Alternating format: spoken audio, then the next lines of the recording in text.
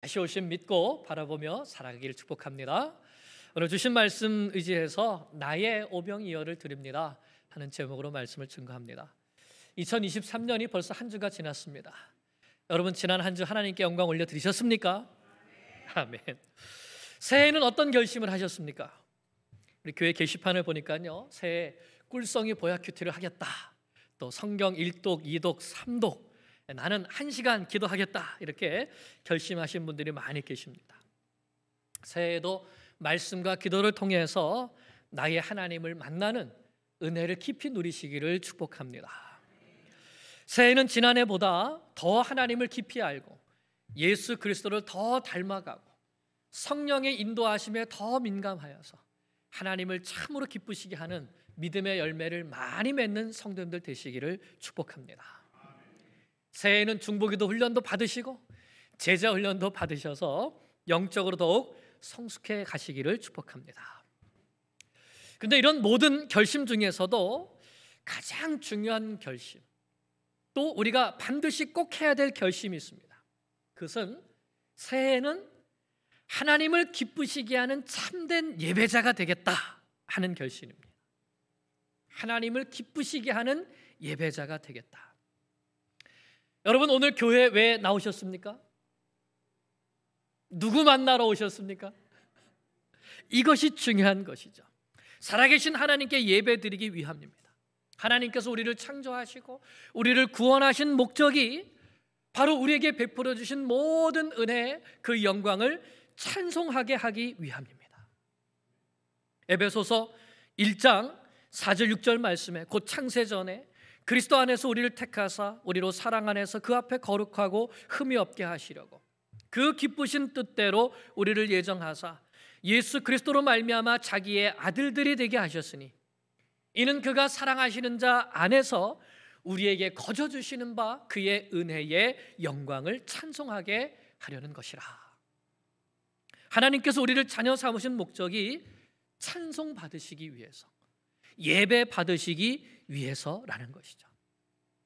그래서 하나님은 예배하는 자들을 찾으십니다. 요한복음 4장 23절에 하나님께 참되게 예배하는 자들은 영과 진리로 예배할 때가 오나니 곧 이때라. 아버지께서는 자기에게 이렇게 예배하는 자들을 찾으시느니라 했습니다. 하나님을 참되게 영과 진리로 예배하는 자들을 찾으시는 것이죠. 그리고 그런 사람들을 찾으시면 신령한 복을 주시는 것입니다. 오늘도 전 세계에서 수많은 사람들이 하나님께 예배드리기 위해서 교회를 찾아가지만 그 중에 하나님께서 기쁘게 받으시는 예배를 드린 사람은 얼마나 될까요? 마음을 다해서 하나님을 찬양하고 하나님의 말씀을 들을 때에 간절한 마음으로 받고 그 말씀을 따라 살기로 결단하며 하나님께 영광을 올려드리는 예배자는 그리 많지 않을 것입니다. 새해에는 하나님을 참되게 예배하는 자가 되겠다 하는 결심이 우리 모두에게 있기를 원합니다. 예배는 세상에서 가장 중요한 일입니다. 그리고 새해에 예배를 기대하는 새 마음이 있기를 축복합니다. 예배를 기대하는 마음이요. 하나님께 예배드리면서 우리는 기대하는 마음이 있어야 됩니다. 무엇을 기대해야 되죠? 하나님께서 우리에게 은혜를 베풀어 주실 것, 하나님께서 우리에게 말씀해 주실 것을 기대해야 되는 것이죠. 특히 오늘 같은 말씀을 들을 때는 더욱 그렇습니다. 오늘 본문 말씀은 아마 예수 믿고 교회 다니면서 예수님의 십자가와 부활 말씀 다음으로 가장 많이 들은 말씀이 바로 이 말씀이 아닐까 생각됩니다. 보리떡 5개와 물고기 2마리로 5,000명을 먹이신 이 오병이어의 기적에 대한 말씀. 그런데 우리는 이 기적이 어떻게 일어났다 하는 것에 대해서는 잘 알고 있지만 이 기적이 오늘 나에게도 일어날 수 있다 하는 기대를 가지고 있습니까? 대부분 그렇지 않죠. 하지만 중요한 것은 예수 그리스도는 어제나 오늘이나 영원토록 동일하신 분이라는 것입니다. 그렇기 때문에 이때의 이 말씀이 오늘 나에게도 일어날 수 있다는 것이죠. 우리가 이런 기대를 가지고 하나님의 말씀을 들을 때 하나님께서 나에게 말씀하시는 음성을 듣고 그 음성에 순종함으로 하나님께서 우리의 삶 속에 일하시는 놀라운 기적을 맛보게 될 줄로 믿습니다. 이 오병이어의 기적은 오늘 여러분 이렇게 종이를 한 장 나눠드렸죠. 여기에 보면 오병이어의 기적은 성경에서 사복음서에 다 기록되어 있는 몇 개 안 되는 말씀 가운데 하나입니다. 그만큼 예수님께서 행하시는 많은 기적 중에서도 중요한 기적이라는 것이죠.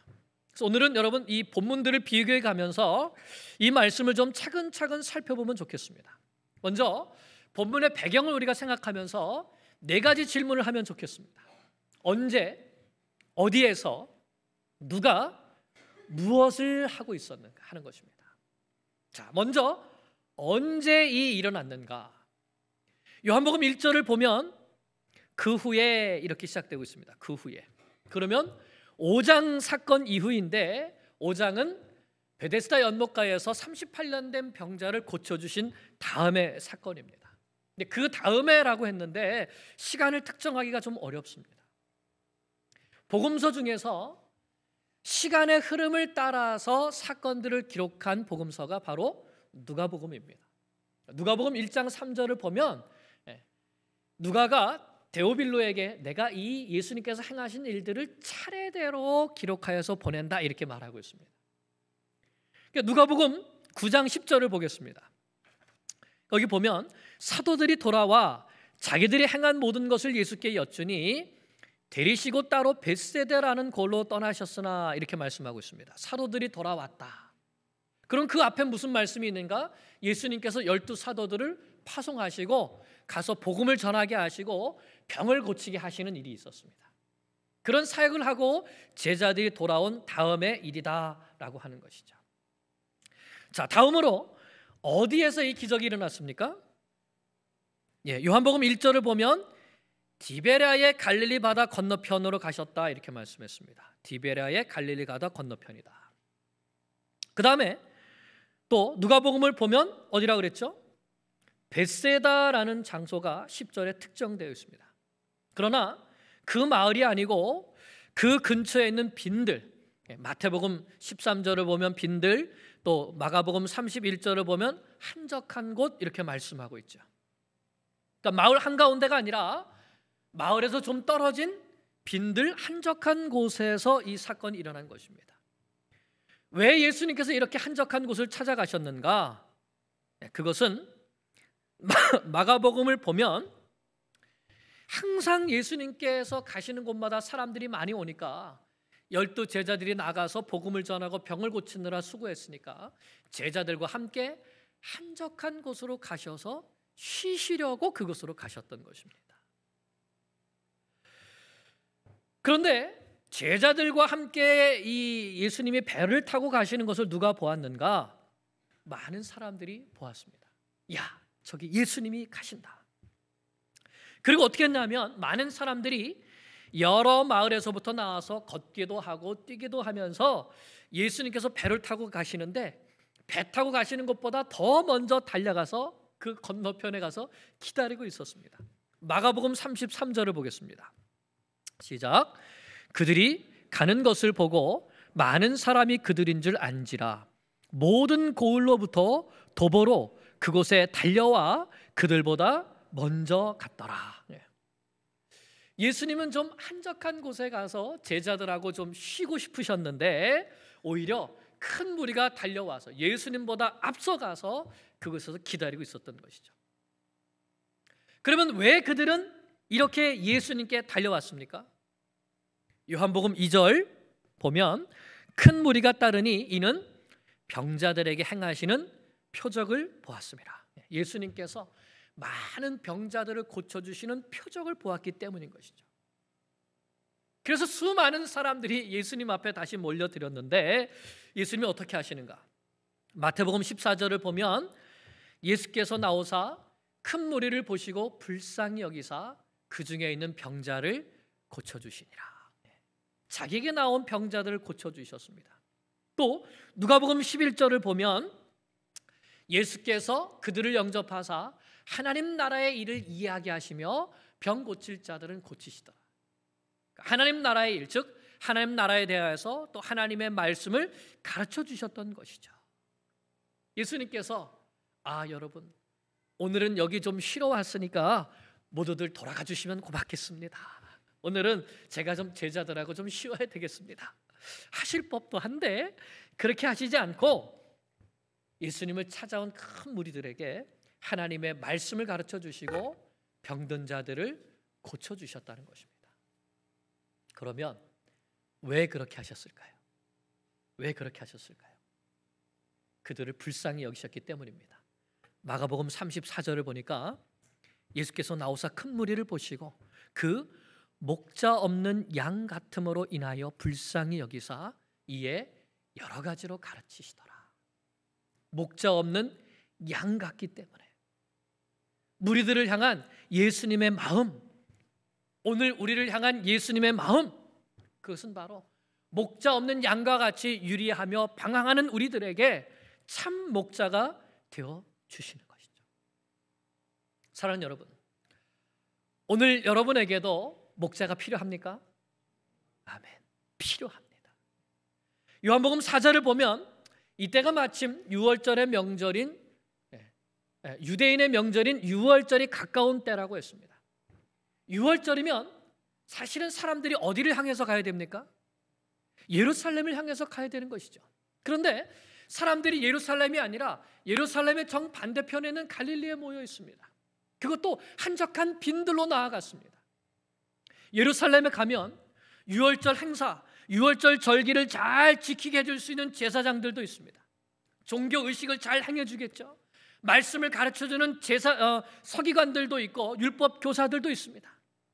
그런데 왜 그들은 예루살렘이 아닌 정반대편에 그것도 한적한 빈들로 달려갔습니까?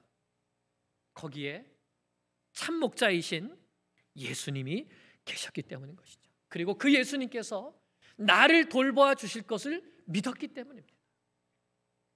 예수님은 오늘도 쉬지 않고 우리를 돌봐주십니다. 오늘도 우리를 가르쳐 주시고 오늘도 우리를 지켜주십니다. 수고하고 무거운 짐진 자들아 다 내게로 오라. 내가 너희를 쉬게 하리라. 나는 마음이 온유하고 겸손하니 나의 멍에를 메고 내게 배우라. 예수님은 우리의 모든 짐을 대신 져주시고 우리를 쉬게 해주시는 참 목자가 되십니다. 여러분은 이 말씀을 믿으십니까?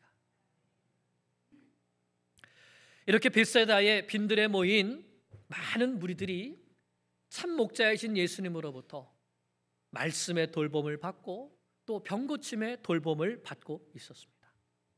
이렇게 참 은혜가 넘치는 이 장소가 되었는데 그 가운데 한 가지 문제가 생긴 것을 제자들이 발견하게 됩니다. 마가복음 35절 36절을 보겠습니다. 시작. 때가 저물어 가매 제자들이 예수께 나와 여짜오되 이것은 빈들이요 날도 저물어 가니 무리를 보내어 두루 촌과 마을로 가서 무엇을 사 먹게 하옵소서. 제자들이 보니까 저녁 때가 되었습니다. 날이 저물었습니다. 그런데 이 빈들에 많은 사람들이 모여 있는데 이들을 보니 걱정이 생긴 것이죠. 무슨 걱정입니까?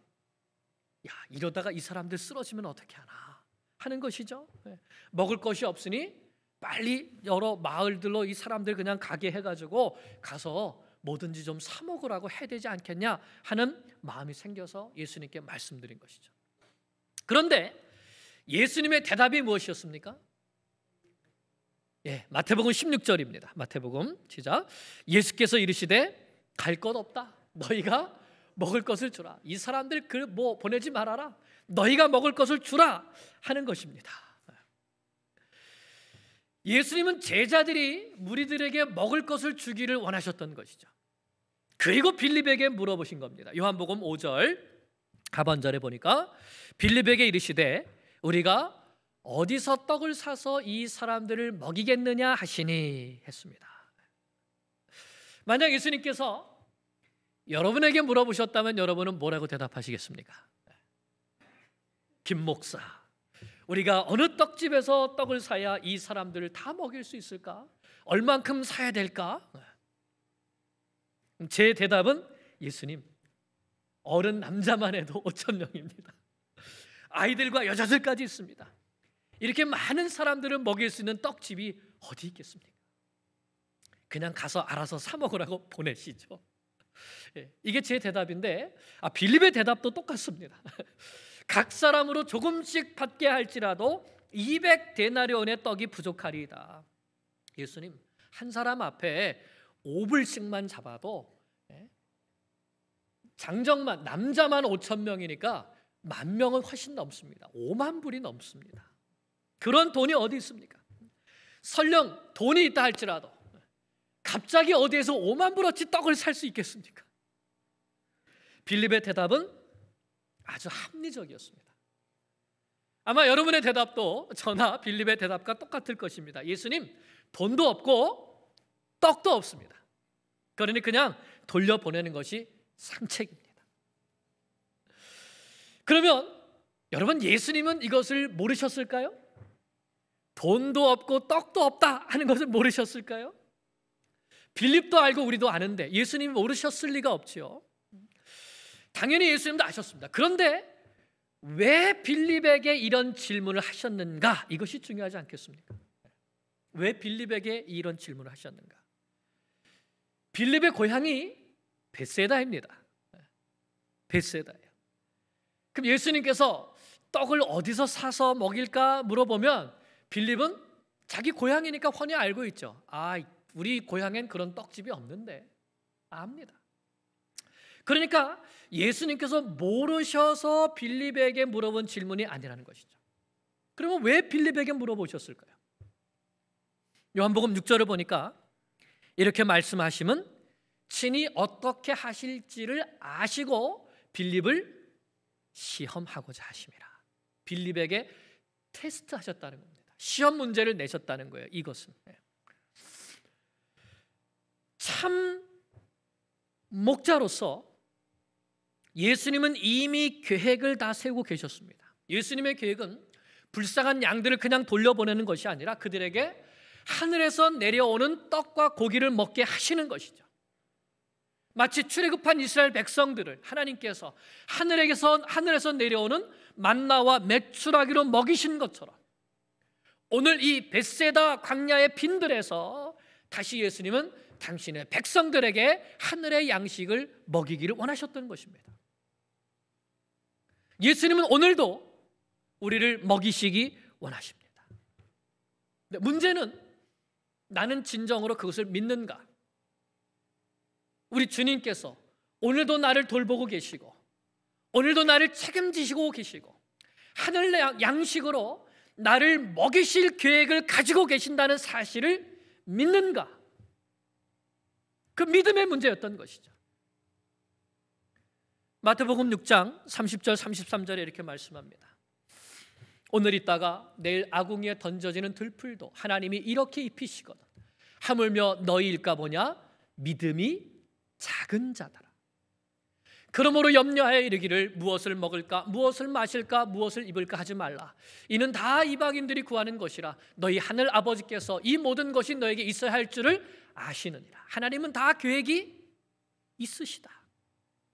그러즉 너희는 먼저 그의 나라와 그의 의를 구하라. 그리하면 이 모든 것을 너희에게 더하시리라. 그러므로 빌립에게 내신 이 시험 문제는요, 벳세다의 떡집이 어디 있지? 하는 이 지리 시험이 아니었습니다. 또는 이 정도 사람 먹이려면 돈이 얼마나 필요하지? 수학 시험도 아니었습니다. 내가 이 방황하는 양들을, 불쌍할 양들을 먹일 것이라는 믿음이 내게 있니? 믿음에 대한 테스트였던 것이죠. 예수님께서 우리에게 보시는 것은 믿음입니다. 그런데 우리는 이 믿음이 부족할 때가 얼마나 많이 있습니까? 우리는 무엇을 하기 전에 계산부터 하죠. 사실 오늘 하는 공동의회가 계산입니다. 하지만 이 계산 속에 우리의 믿음이 들어가 있는가? 이것이 중요한 것이죠. 이건 할 수 있겠는데? 아니, 저건 할 수 없겠어. 재정이 너무 많이 들어가고 그 일을 하려면 사람이 필요한데 어디서 그런 봉사자들을 우리가 얻을 수 있을까? 그래서 할 수 있는 것과 없는 것에 선을 긋고 할 수 없다고 생각되는 것은 도전하지 않습니다. 왜 그럴까요? 내가 할 수 없다고 생각하면 다른 사람도 할 수 없다고 생각하겠죠. 쉽게 동의를 얻을 수가 없습니다. 우리에게 믿음이 작동하는 것이 아니라 빌립처럼 우리의 이성이 작동하는 것이죠. 그러나 우리가 일하는 것이 아니라 주님께서 일하십니다. 한번 같이 고백해 보겠습니다. 내가 일하는 것이 아니라 주님께서 일하십니다. 그 믿음이 있느냐 하는 것입니다. 빌립에게 물어보신 것이 바로 그것이었습니다. 내가 믿음이 있느냐 하는 것이죠. 중요한 것은 어떻게가 아니라 왜입니다. 왜? 주님은 왜 이들을 먹이려고 하셨습니까? 양들을 사랑하시기 때문에. 그리고 이 일을 통해 하나님께 영광을 돌리기 위해서 하신 것입니다. 새해부터 우리가 주일 2부 예배 때 우리 자녀들과 함께 올전 예배를 드리고 있습니다. 왜 우리가 이 예배를 드리려고 하는 것이죠? 우리 아이들을 사랑하기 때문에 또 이 일을 통해서 하나님께서 영광 받으심을 믿기 때문입니다. 주님은 정확히 계산하는 사람이 아니라 사랑의 사람, 믿음의 사람을 기뻐하십니다. 그리고 그런 사람을 만나면 그와 함께 일하시는 것이죠. 이제 바로 그 사람이 등장합니다. 예수님처럼 사랑의 마음을 가지고 믿음을 드린 사람, 바로 안드레입니다. 요한복음 8절 9절을 보겠습니다. 제자 중 하나 곧 시몬 베드로의 형제 안드레가 예수께 여짜오되 여기 한 아이가 있어 보리떡 5개와 물고기 2마리를 가지고 있나이다. 그러나 그것이 이 많은 사람에게 얼마나 되겠사옵나이까. 자, 이 말씀에서 우리는 4가지 중요한 사실을 발견하게 됩니다. 첫째, 안드레와 예수님의 마음이 통했다. 안드레와 예수님의 마음이 통했다. 불쌍한 양들을 사랑하는 마음이 통했다는 것입니다. 둘째, 예수님은 불쌍한 양들을 반드시 먹이실 것이라는 믿음이 있었다. 믿음이 있었다. 셋째, 그 안드레의 믿음이 자신이 할 수 있는 최선의 일을 하게 했다. 넷째, 예수님은 안드레의 그 작은 믿음을 축복하시고 오병이어의 큰 기적을 일으키셨다 하는 것입니다. 안드레는 사실 빌립이나 가룟 유다처럼 똑똑하지 못합니다. 요한과 야고보처럼 잘 사는 집안의 자녀도 아닙니다. 세리 마태처럼 돈을 모아는 사람도 아닙니다. 베드로처럼 예수님께 새 이름을 받은 사람도 아닙니다. 하지만 지금 이 순간 예수님과 마음이 통한 사람, 바로 안드레였습니다. 배고픈 무리를 위해서 내가 무언가 해야겠다는 강한 주인의식이 있었습니다. 예수님과 마음이 통하고 이들을 위해서 무엇을 해야 되겠다는 목자의 마음이 있었을 때에 불가능에 도전하는 믿음이 생겼던 것이죠. 빌립은 돈도 없고 떡도 없다고 했지만 안드레는 무엇이 있는가를 찾아보았습니다. 내가 할 수 있는 게 무엇인가를 찾아봤습니다. 그리고 오병이어를 발견했습니다. 보리떡 5개와 물고기 2마리. 여러분이 이거를 발견했다면 여러분 이것을 들고 예수님께 나아갈 수 있겠습니까? 반대로 빌립이 이거를 봤다. 예수님께서 어디서 떡을 사서 먹일까 했는데 빌립이 오병이어를 봤습니다. 빌립이 이것을 가지고 예수님께 나아갈 수 있었을까요? 아니요. 그냥 무시하기 쉽죠. 하지만 안드레는 그 작은 것을 예수님께 드렸습니다. 그런데 그것이 예수님을 기쁘시게 했던 큰 믿음이었던 것이죠. 사랑하는 여러분, 오늘 나는 어떤 믿음을 가지고 있습니까? 오늘 나는 어떤 믿음을 가지고 있습니까? 무슨 일을 하든지 안드레처럼 목자의 심정을 가지고 주인의식을 가지고 믿음으로 하게 되면 예수님께서 그 믿음을 축복해 주시는 것입니다. 그 한 사람만 있으면 교회가 바뀌게 됩니다. 그 한 사람이 있으면 주일학교가 바뀌고 찬양대가 바뀌고 우리 주빌리도 바뀌고 선교회도 바뀌는 것이죠. 그 한 사람이 있는 가정이 바뀌고 그의 일터가 바뀌고 사회가 바뀌는 겁니다. 왜요? 주님께서 그 믿음을, 그 작은 믿음을 축복해 주시기 때문입니다. 안드레의 이 작은 믿음을 축복하신 예수님은 그가 가져온 오병이어로 5,000명을 먹이셨습니다. 그것도 배부르게 먹이셨습니다. 12바구니나 가득 남게 하셨습니다. 제자들이 얼마나 놀랐을까요? 그리고 많은 사람들도 예수님이 누구이신지 알아보았습니다. 요한복음 14절을 보면 그 사람들이 예수께서 행하신 이 표적을 보고 말하되 이는 참으로 세상에 오실 그 선지자라 하더라. 예수님께서 메시아이시다라는 사실을 알아보았습니다. 예수님은 이 일을 통해 하나님께 영광을 돌리셨던 것이죠. 예수님이 이미 다 계획을 가지고 계셨습니다. 그런데 누가 그 일에 동참했습니까? 작은 믿음 가지고 예수님께서 하실 것이라는 믿음을 가지고 나의 최선을 드린 안드레를 통해서 일하신 것이죠. 우리에게 이런 믿음이 있기를 축복합니다. 새해에는 주님, 나의 작은 것이지만 이 작은 것을 주님께 드릴 때 주님께서 이것으로 일하실 것을 믿습니다. 풍성한 열매를 거두실 것을 믿습니다. 이 믿음으로 주님 앞에 나아가는 저희들 모두가 되기를 축복합니다. 마지막으로요, 우리가 한 사람을 더 주목해 보면 좋겠습니다. 그 사람은 바로 오병이어를 드린 어린아이입니다. 어린아이.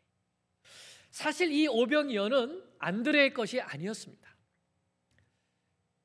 이 오병이어가 누구의 것이었는지 마태, 마가, 누가복음, 요한복음 4개의 복음서가 있지만 마태, 마가, 누가는 기록하지 않았습니다. 별 관심이 없었습니다. 그런데 요한은 이 어린아이에 관심을 갖고 이 어린아이의 오병이어였다, 이것을 기록해 놓았습니다. 이 어린아이의 헌신을 귀하게 보았기 때문인 것이죠. 그러면 여러분 한번 생각해 보겠습니다. 안드레가 이 어린아이의 오병이어, 이 도시락이 있는데 그것을 안드레가 이 아이에게서 그냥 뺏어왔을까요? 아니면 아이에게 상황을 잘 설명해주고 좀 물어봤을까요? 저는 물어봤지 않을까 생각이 드는 거예요. 물어봤지 않을까? 아이도 배가 고프겠습니까? 안 고프겠습니까? 아이도 배가 고프죠. 이건 자기가 먹을 거 준비해 준 건데. 근데 안드레가 이 아이에게 물어보는 겁니다.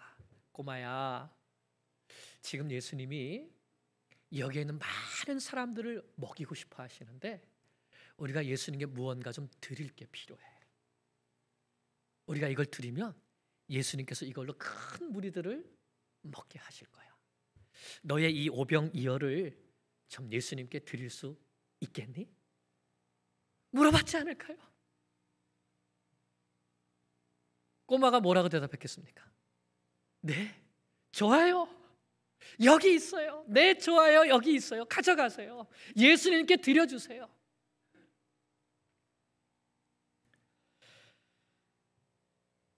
이 한 어린 아이의 예수님을 향한 순수한 사랑, 순수한 믿음, 순수한 헌신, 드림, 그것이 이 많은 사람들이 먹고 배부르게 먹고 남게 할 만한 큰 기적을 일으킨 것이죠. 사랑하는 여러분, 우리가 주일에 2부 예배 때 아이들하고 예배 드리는데요, 우리가 함께 예배 드리는 아이들이 저희를 먹인다고 저는 믿습니다. 함께 예배 드리는 그 아이들이 예배의 회방꾼이 아니라 우리의 예배를 하나님께서 더 기쁘시게 받으시는 예배로 인도한다고 믿습니다.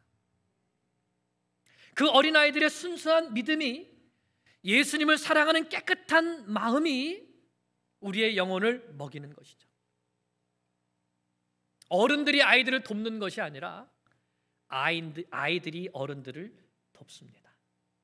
예수님은 누구든지 하나님의 나라를 어린아이와 같이 받들지 않고서는 결단코 그것에 들어가지 못하리라 하셨습니다. 예수님께서 올해 우리 올전 예배를 통해서 우리에게 큰 기적을 베푸실 것을 믿습니다. 사랑하는 여러분, 지난 한 해 동안 나는 빌립이었습니까? 안드레였습니까? 올해는 안드레로 살아가시기를 축복합니다. 예수님과 마음이 통하는 사람이 되시기를 바랍니다. 내가 있는 곳에서 계산하는 사람이 아니라 안드레처럼 목자의 마음을 가지고 주인의식을 가지고 믿음으로 내가 할 것이 무엇인가, 내가 주님께 드릴 것이 무엇인가, 작은 것을 드리는 사람이 되기를 축복합니다. 또 어린아이처럼 예수님을 사랑하는 그 믿음으로 작은 것을 드릴 때에 예수님께서 그 작은 것을 축복하셔서 우리의 삶을, 우리의 교회를, 우리의 가정을 축복해 주실 것을 믿습니다. 이 축복이 새해 우리 가운데 가득하게 되기를 간절히 축원합니다. 기도드리겠습니다. 살아계신 하나님 아버지, 올 한 해도 정말 기대하는 마음으로 예배를 드리는 저희들 되기를 원합니다. 예배가 가장 소중하고 중요하다는 것을 다시 깨닫기를 원합니다. 그리고 이 예배가 하나님께 드려지는 우리의 가장 작은 희생과 헌신이 될 수 있기를 원합니다. 하나님 도와주시고, 또 우리가 있는 곳에서 이미 주님께서 우리에게 주실 큰 은혜의 계획을 가지고 계신 것을 믿고 그 믿음 안에서 나의 작은 것을 드리는 순종을 통하여서 하나님의 큰 역사를 맛보는 주의 모든 성도들 되게 하여 주시옵소서. 예수님의 이름으로 기도하옵나이다. 아멘.